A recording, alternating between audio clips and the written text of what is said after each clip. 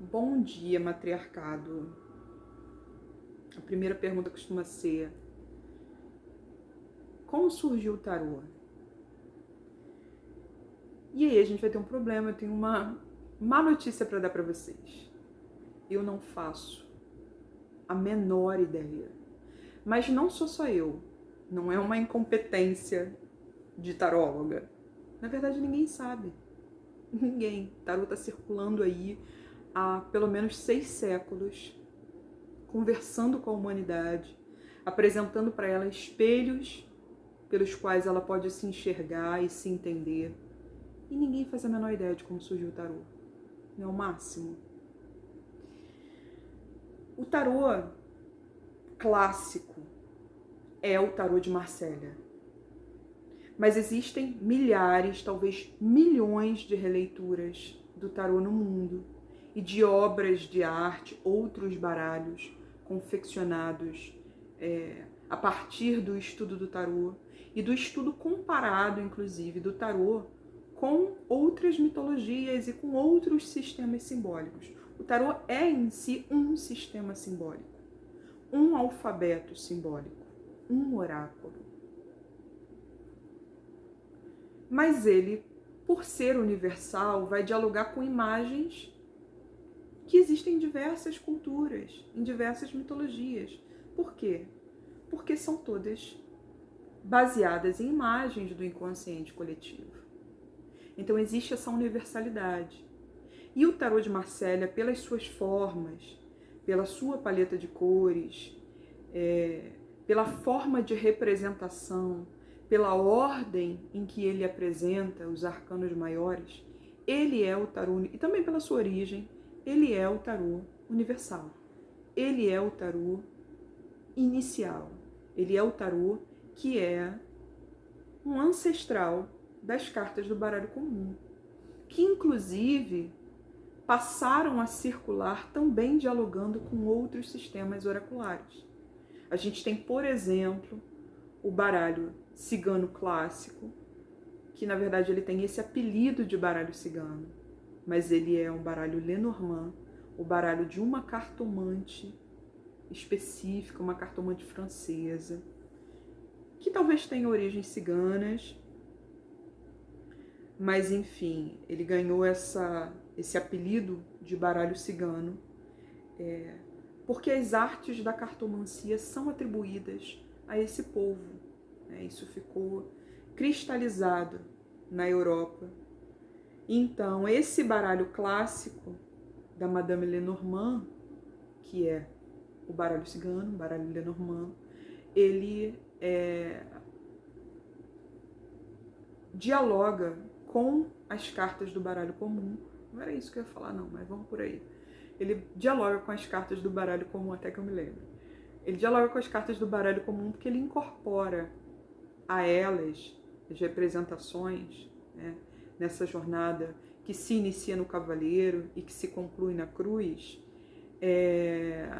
Enfim, eu ia falar que existem alguns baralhos no mundo atribuídos a Madame Lenormand. O baralho clássico Lenormand, ele é um deles. Mas enfim, ele contém as imagens dos naipes, cara. Não é o máximo isso? Isso pode ter acontecido muito provavelmente porque as artes da cartomancia foram perseguidas pela Igreja Católica. Foram vistas como bruxaria, foram vistas como ameaças ao cristianismo. E aí,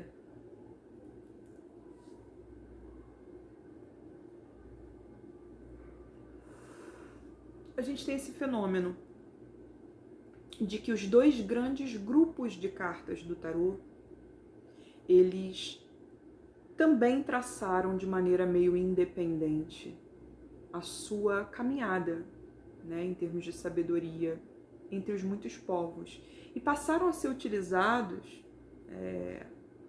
de maneira independente e não só a partir da sabedoria que eles contêm. Passaram a ser usados como diversão.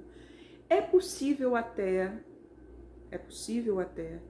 que ele tenha sido popularizado na forma de diversão para que atravessasse, como uma maneira de resistir, de sobreviver aos tempos, de atravessar os séculos e se difundir, né, se divulgar, para manter a sabedoria que eles contêm, a sabedoria inicial, intacta. É possível que ele seja um super objeto de arte, mas ele, como contém essas imagens arquetípicas em uma ordem específica que simboliza a jornada do ser humano nessa terra, a jornada de individuação, na verdade, a jornada de tomar a si mesmo, conhecer a si mesmo, olhar para as suas profundezas, para a sua escuridão e enxergar as imagens arquetípicas, um conjunto específico de imagens arquetípicas em uma ordem em que elas, conversando entre si, expressam a máxima sabedoria com que podemos enxergar a caminhada do ser humano nessa terra.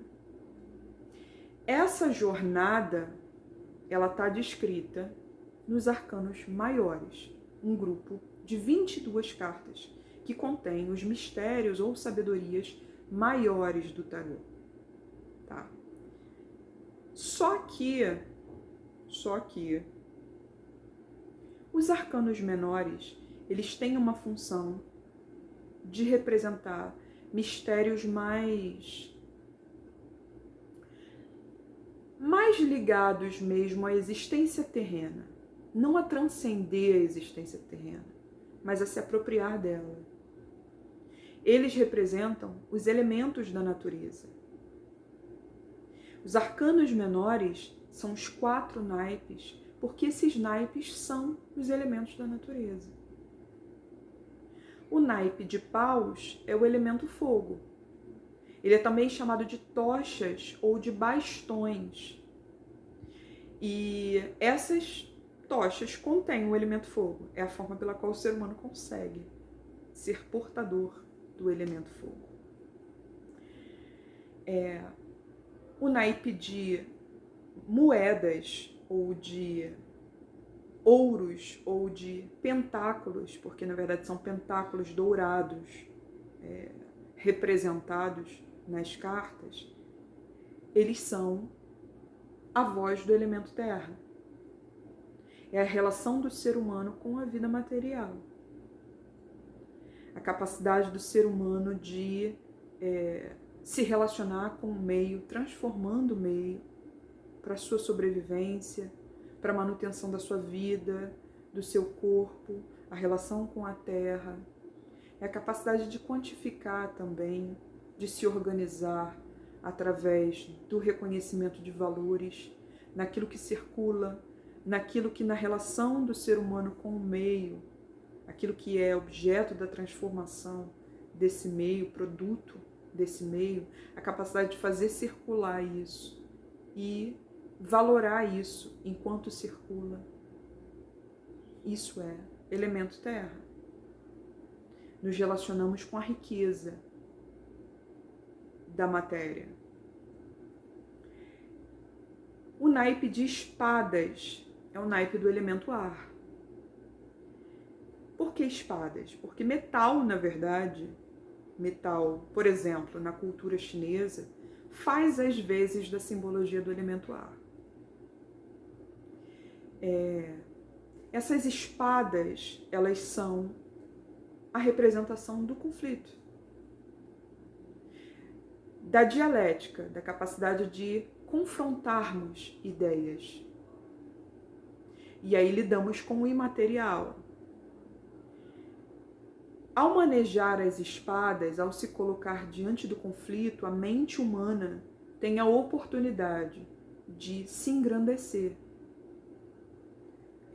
apreendendo o conflito, degustando o conflito, destrinchando o conflito de maneira analítica. Então a mente cresce porque nos apropriamos do conflito através da razão. E aí todas as faculdades da razão serão utilizadas. A criatividade, a análise, a estratégia. Isso é naipe de espadas elemento ar. E existe também o naipe de corações, o naipe de águas, o naipe das taças ou copas que seguram as águas, para que sejamos portadoras das águas. Esse naipe é o naipe das emoções, é o naipe de fazermos circular o amor como uma potência universal, que nos vincula sempre à energia, ao fôlego de continuar a vida. É quando nós nos apropriamos das nossas emoções, aprendemos, nos iniciamos na grande escola das emoções, para que nós possamos contê-las e não sermos contidas por elas. Então, da sabedoria desses 4 naipes, existe a relação do ser humano com a natureza ao seu redor e com a sua própria natureza. E aí, quando ele constitui a si mesmo, quando ele é o todo nessa relação, a gente transborda para uma jornada que existe acima disso. A jornada por algo maior, algo que transcende a experiência terrena. E aí a gente vai ingressar no estudo dos arcanos maiores. Então esses arcanos maiores, eles expressam a jornada do ser humano nessa terra. E aí existe um personagem que vai fazer essa jornada.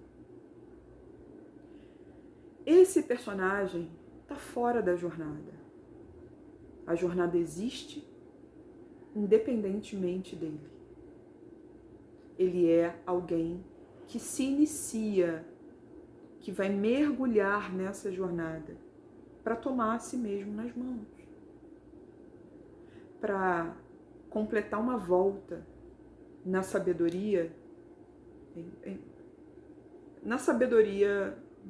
no suprassumo da sabedoria da existência terrena, para ficar pronto para uma outra jornada, porque as coisas não acabam aqui. E é por isso que esse personagem representa o arcano, ou lâmina, ou trunfo. Esses são os nomes possíveis para as cartas do tarô maiores, né?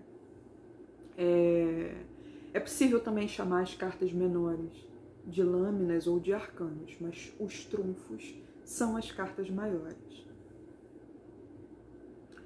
E aí esse personagem, representado nessa lâmina, ele vai ser o arcano 0 ou o arcano 22. Ele está ou no início ou no fim dessa jornada. Nós estamos no início dessa jornada. Então esse personagem vai ser o arcano 0. Do encontro desse arcano 0 com...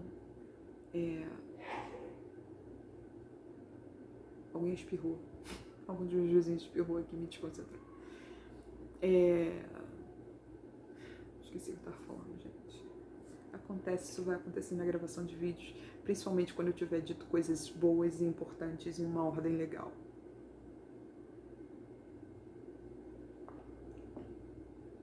Do encontro desse personagem inicial com outros personagens numerados dessa jornada, ou com circunstâncias descritas, cenas, imagens descritas nessa jornada, ele vai começando a refinar a experiência terrena dele.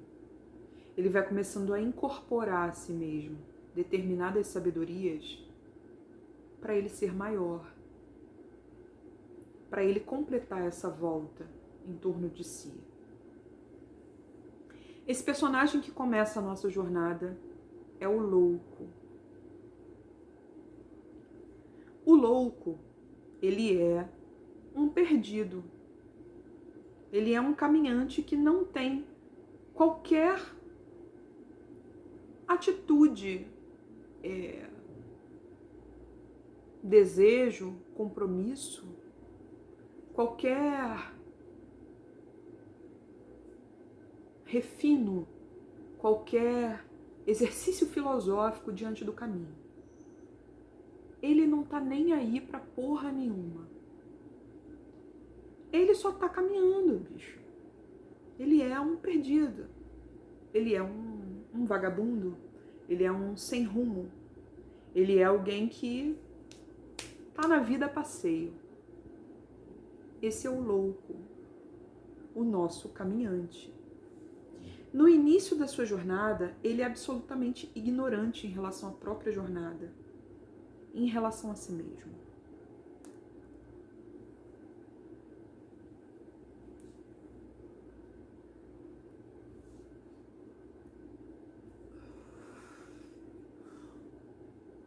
Como é que eu sei que o louco é isso aí? Bom, o estudo do tarô tem alguns séculos. Essas imagens, elas existem em praticamente todas as mitologias do mundo. Elas só estão ordenadas de maneira a comporem uma trajetória de sabedoria, um processo de individuação. Mas tudo o que nós temos de informação do tarô, originalmente, não está escrito. É só imagem. E dos exercícios filosóficos a respeito dessas imagens, do estudo das simbologias, a gente tem alguns significados que são inegáveis, escancarados. Essa é a relação do louco com o mago.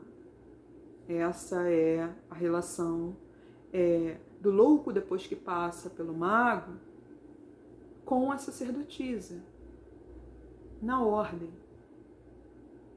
Se é um caminhante, um perdido, que inicia essa historinha contada por imagens que podem ser absolutamente desconexas. Enfim, essa natureza desse primeiro personagem me conta que o tarô é uma jornada, porque ele é um caminhante.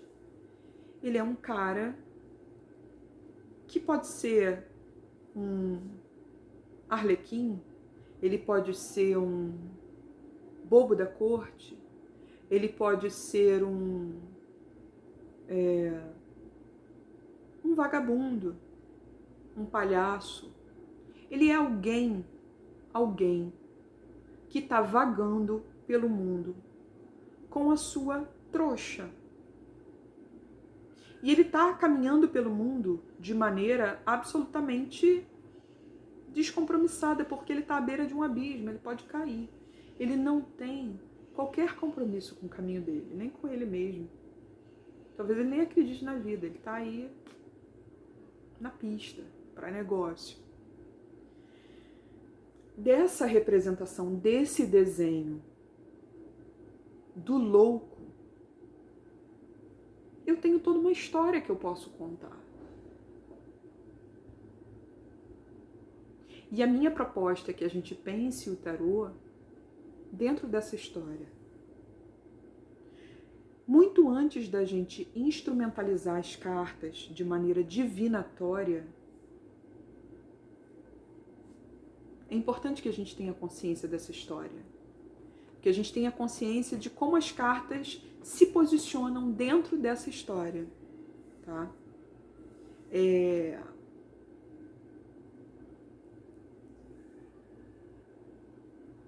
Esse louco, por exemplo, esse caminhante, esse início de jornada,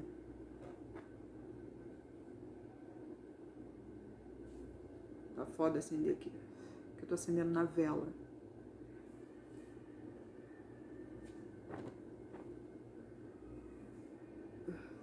Esse caminhante início de jornada, ele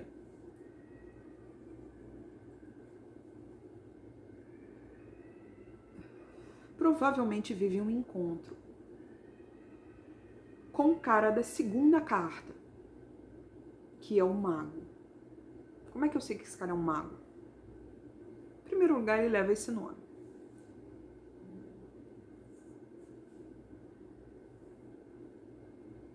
Mas ele pode ser não um mago, um mágico, um ilusionista.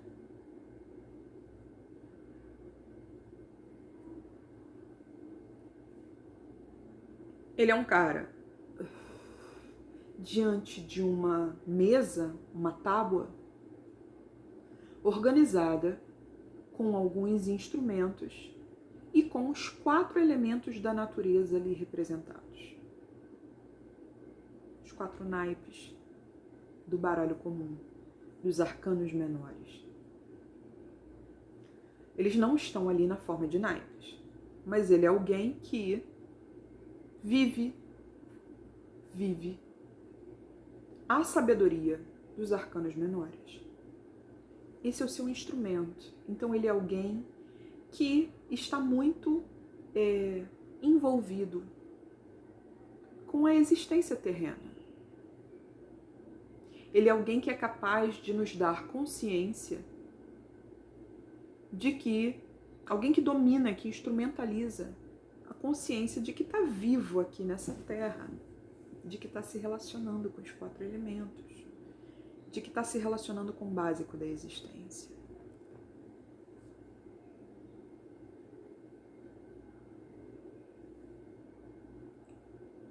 Mas ele faz experimentações com esses 4 elementos, de maneira a criar a sua realidade.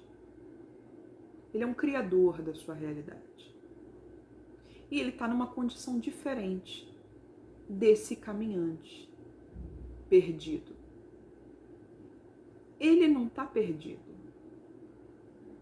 Ele domina alguma arte que permite a ele sobreviver. Ele não é um cara simplesmente com uma mochila nas costas. Jamais estaria à beira de um precipício com a possibilidade de cair, de perder a sua vida, com um cachorro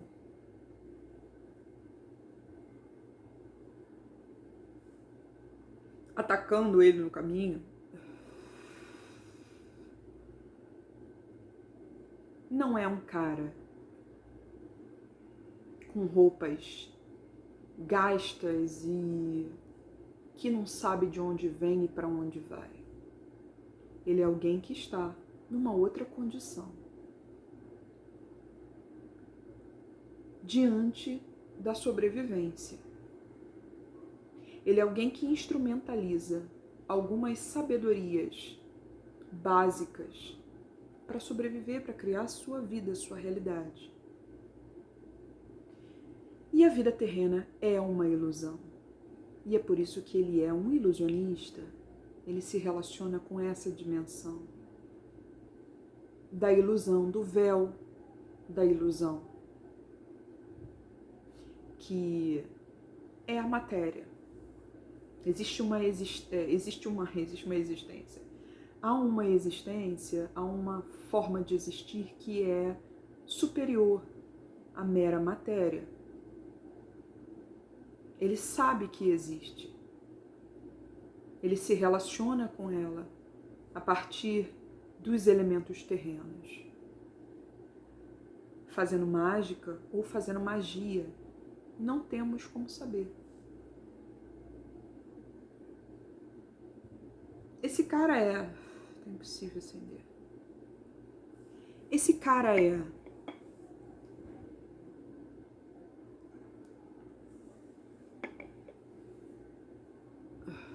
um charlatão, ou esse cara é realmente um mago? Ele faz magia de fato ou ele está blefando? Não temos como saber. Ah, Maria Gabriela, você não sabe nada? Não temos como saber. Não temos como saber. Não sabemos se é possível confiar no mago. Mas existe um fato. Ele se encontra com o louco. E ele acrescenta alguma coisa à vida do louco, que permite ao louco não estar mais naquela condição inicial. Ele permite ao louco entender que ele pode escolher um caminho. Ele pode escolher para onde ele vai, como ele se comporta em relação à vida dele, para preservar essa vida, para tornar essa vida alguma outra coisa, para ele não ser mais um perdido. O louco provavelmente está perdido porque ele vem de um caminho que ele não queria mais. E aí, nesse caminho que ele não queria mais, o caminho com o qual ele rompeu, o caminho que ele superou, em relação a esse caminho superado, ele é o 22. Ele é o final de uma jornada. Mas ele está com o pé na estrada para iniciar uma outra e ele não sabe o que vai acontecer com ele. Mas ele encontra esse cara aí, esse ilusionista, esse doidão, que diz para ele o seguinte: cara, sai dessa. Sai desse modo de vida. Isso aí não é para você. Você vai acabar morrendo desse jeito, contaminado por um cachorro de rua ou caindo no precipício, ou sem conseguir manter a si mesmo, sobreviver, garantir a sobrevivência. Vai ficar vivendo da caridade de quem te detesta. Você rompeu com essa vida aí. Afinal, temos um personagem adulto no início da jornada do tarô. O que aconteceu com ele antes disso? Ele não sabe, ou perdeu a memória, ou não quer saber. Mas o mago diz a ele que existe algo depois disso. Que ele pode escolher uma outra vida.